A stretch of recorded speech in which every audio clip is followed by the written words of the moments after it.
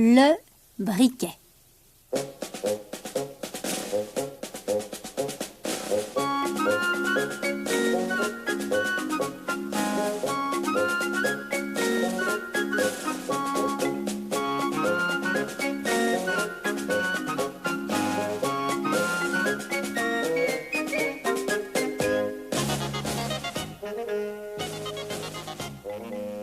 Le sac au dos et l'épée au côté, un fier soldat s'en revenait de guerre. Chemin faisant, il rencontra une vieille femme assise à l'ombre d'un large chêne. Dieu qu'elle était laide! Son nez était crochu, son menton en galoche et son visage recouvert de grosses verrues. Oh, ça ne pouvait être qu'une sorcière! Approche, mon garçon, lança-t-elle au soldat. Tu m'as tout l'air d'un vrai soldat. Aussi, je vais te rendre plus riche que tu ne l'as jamais rêvé. Ah oui? Et comment? Répliqua le gaillard soupçonneux. Tu vois ce chêne? Il est creux. Grimpe au sommet, puis laisse-toi glisser dans le trou jusqu'au fond de l'arbre. Moi, je vais te passer une corde autour de la taille. Ainsi, je pourrai te hisser au dehors lorsque tu m'appelleras. Mais que dois-je faire dans l'arbre? Au bas, tu trouveras un corridor bien éclairé avec 3 portes. Derrière la première, il y a un coffre plein de pièces de cuivre. Un chien est assis sur le coffre. Ses yeux sont grands comme des soucoupes. Mais n'aie pas peur, je te donnerai mon tablier à carreaux. Tu poseras mon tablier par terre, tu empoigneras courageusement le chien et tu le poseras dessus. Il ne te restera qu'à t'emplir les poches de ces belles pièces de cuivre. Si tu préfères l'argent, pousse la deuxième porte. Là, un chien aux yeux grands comme la roue d'un moulin veille sur une malle emplie de pièces de ce métal. Mais n'aie pas peur, mets le chien sur mon tablier et prends autant d'argent qu'il te plaira. Enfin, si c'est de l'or que tu veux, entre dans la 3e chambre. Le coffre qui s'y trouve en est plein. Un chien est assis dessus. Voilà qui me va, coupa le soldat. Mais je suppose que tu veux partager le trésor avec moi, vieille sorcière. Non, mon garçon, non. Tu peux tout garder. Rapporte-moi seulement mon briquet. Je l'ai oublié en bas la dernière fois et à présent je suis trop âgée pour y retourner. Tiens, prends mon tablier et surtout n'oublie pas le briquet.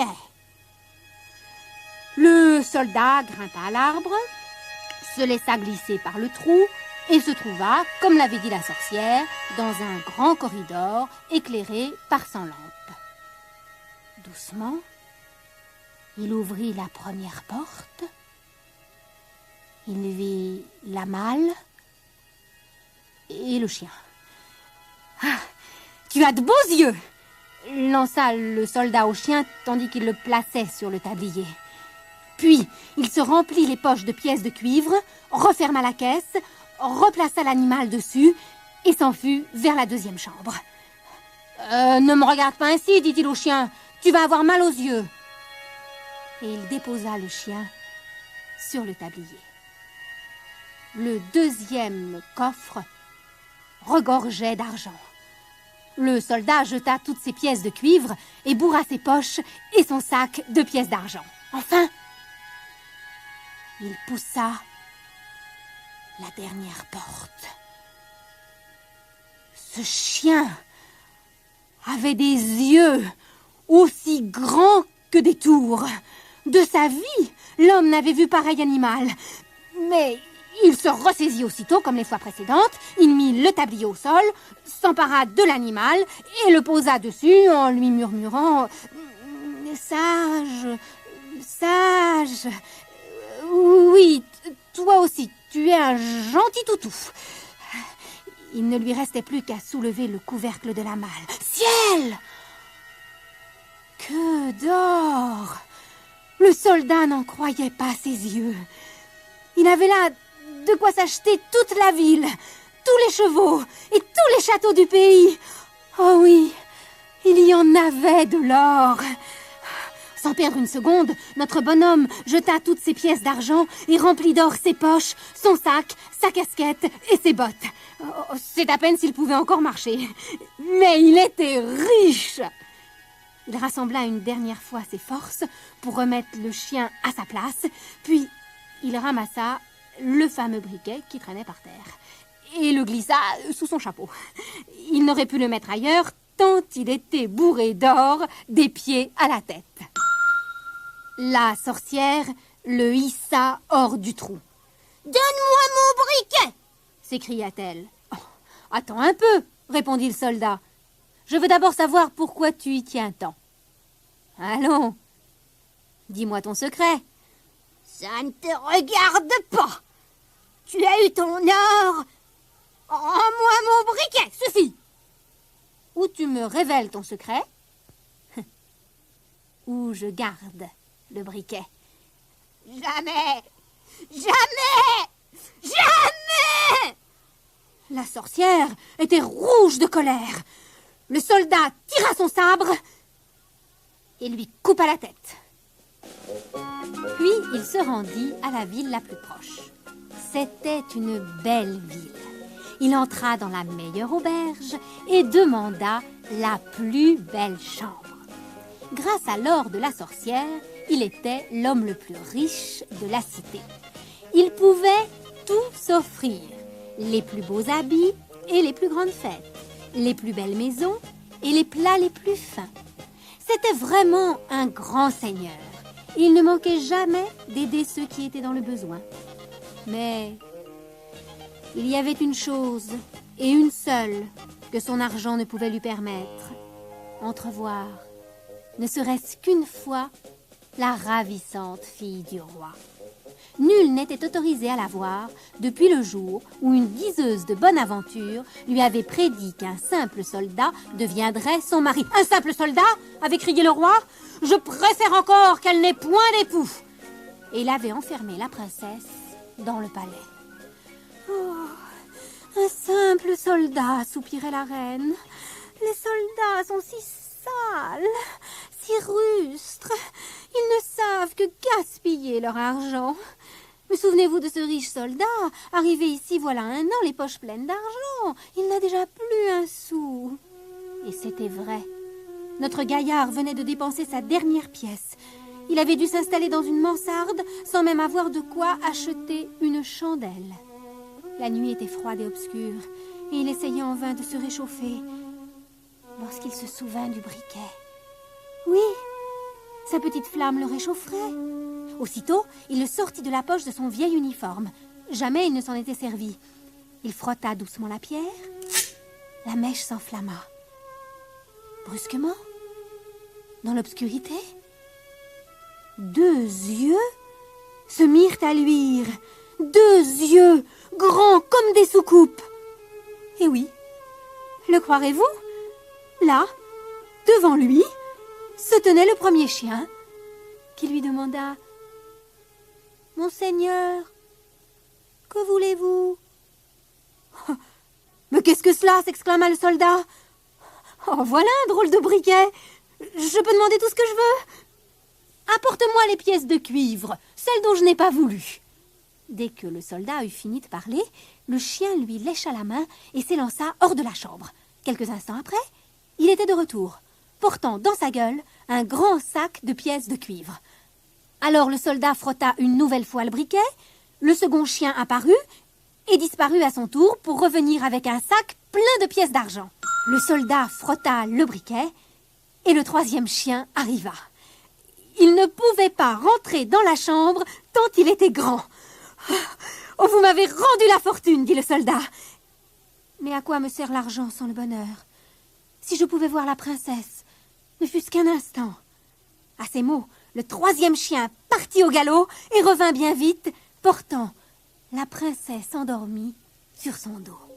Oh, « Elle est encore plus jolie que je l'imaginais » murmura le soldat en déposant un baiser sur la joue de la belle. Puis le chien s'en retourna au palais. Au matin, la princesse raconta au roi et à la reine qu'elle avait rêvé qu'un chien l'emportait sur son dos jusque chez un soldat qui l'avait embrassée. « Un soldat » s'écria le roi. « Oh, un soldat » soupira la reine. « Oh, j'espère que ce n'était qu'un rêve. » Cependant, la reine n'était pas dupe. Elle confectionna une bourse qu'elle emplit de farine et qu'elle noua à la taille de sa fille après y avoir percé un petit trou. Cette nuit-là, le chien revint chercher la princesse, mais il ne vit pas la traînée blanche s'échapper de la bourse. Et le lendemain, le roi et la reine n'eurent qu'à suivre le fin chemin tracé par la farine jusqu'à la porte du soldat. Oh, « C'est donc lui !» s'emporta le roi. « Un simple soldat. Il a osé embrasser ma fille. Il doit mourir !» Et sans perdre un instant, il fit mettre le gaillard au cachot. Dehors, une immense foule s'était rassemblée. Tous et toutes voulaient assister à la pendaison du soldat. Le bourreau passait la corde au cou du soldat quand celui-ci demanda au roi la permission de fumer une dernière pipe. Le roi ne put refuser. Le soldat sortit alors son briquet et le frotta une fois, 2 fois, 3 fois. « On va me pendre » lança-t-il. « Venez à mon secours, mes chiens fidèles !» 3 gros chiens apparurent. L'un avait les yeux grands comme des soucoupes, l'autre comme la roue d'un moulin, et le troisième comme des tours. Ils se jetèrent sur le roi et la reine. D'un coup de tête, ils les envoyèrent voler dans les airs, si haut qu'on ne les vit jamais retomber sur terre. À l'unanimité, on décida de faire du brave soldat le nouveau roi et de lui donner la princesse en mariage. La princesse reconnut le soldat qu'elle avait vu en rêve, et d'ailleurs, la diseuse de bonne aventure l'avait prédit. Tout le monde fut convié au mariage. Les 3 chiens furent les invités d'honneur. Et quand ils virent toutes les bonnes choses qui s'offraient à eux, ils ouvrirent des yeux plus grands que jamais.